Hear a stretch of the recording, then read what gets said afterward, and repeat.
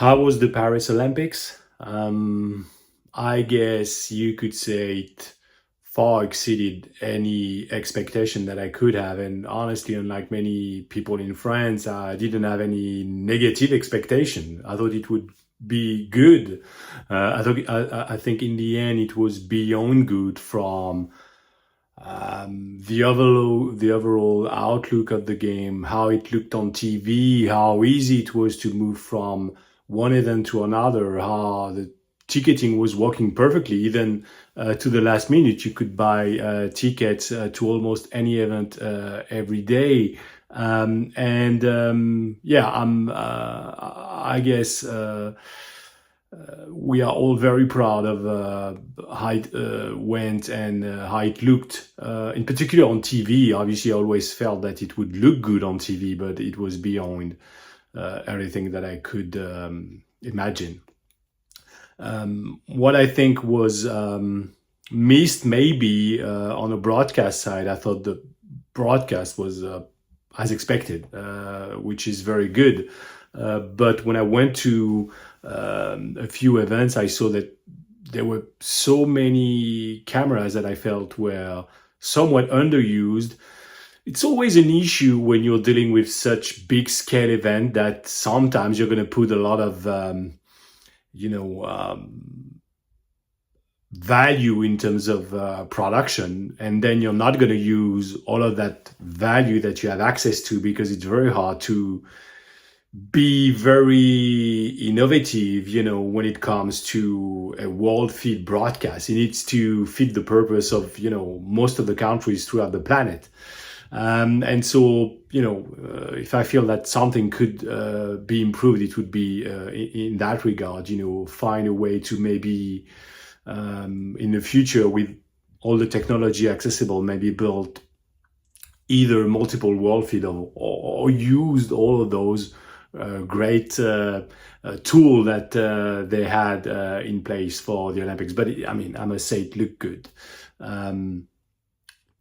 What I think was missing as well was the fact that in some competition it was kind of hard to. It was missing some graphics, because whether it was during the opening or closing ceremonies, I think you would need more information through graphics. And I think in some events like cycling or mountain biking, you were lacking a few stuff through graphics, through GPS data tracking, for example, to be able to follow the race more easily, especially since you usually using the remote control a lot and moving from one event to another, and then you go to suddenly the bike race and you want to know, okay, who's in front, who's following, what's the space between the number one and the second, and